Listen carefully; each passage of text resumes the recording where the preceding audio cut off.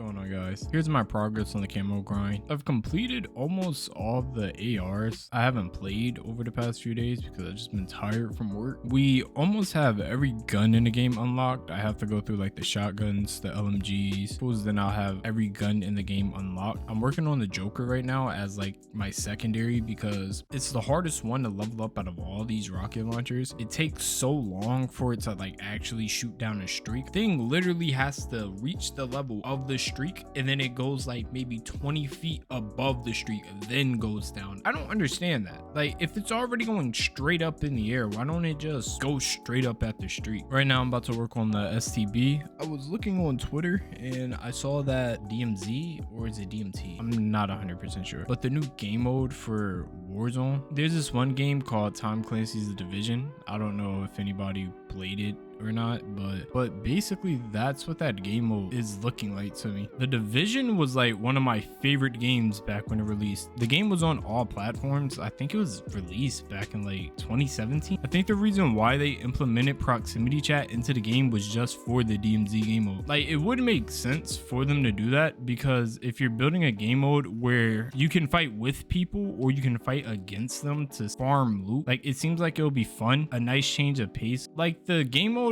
adds a lot for the casual player, right? Because I don't think most of like the Warzone guys, most of the people that like just sitting there grinding Warzone is even going to play that unless there's like some reward of you getting free blueprints or something. So there has to be like some sort of incentive, right? So I'm just hoping this DMT game mode is good because it'll just give you like more content to grind. I'm assuming they're just not going to like pump and dump the game. So it seems like we're also going to have like the same prestige system. I think it would be all right if you could just like pick the prestige icon. I'm hoping that you can choose your own icon like how they did in Cold War. You don't really get anything for hitting these levels anyway besides showing how much you play the game. I'm hoping they don't abandon DMZ instead of just making this game mode and then being like, all right, we're gonna forget about it, just like how they do like multiplayer. Later into the year they just like instantly forget about that they even have a multiplayer game mode. There's still people that tend to enjoy like these other game modes. Not everybody just wants to play Warzone. If they make DMZ like its own game mode and doesn't make it tie into like how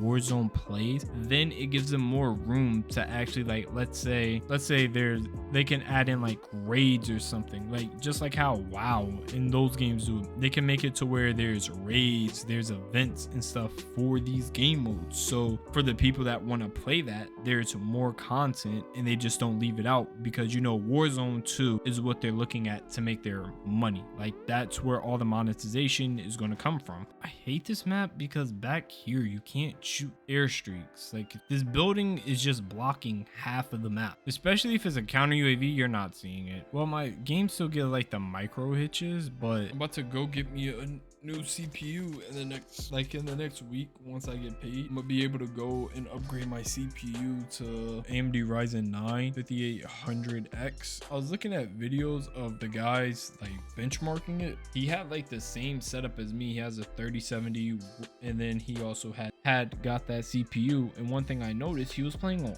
ultra settings. So he had everything on the highest settings. And in Warzone, when I played Warzone, I was on a Ryzen 5 5600X. My FPS was literally only like 120, 110. Like, it was stuck around there. But when he played Warzone, he was averaging the same amount as me. Well, slightly more. I think he was averaging 130.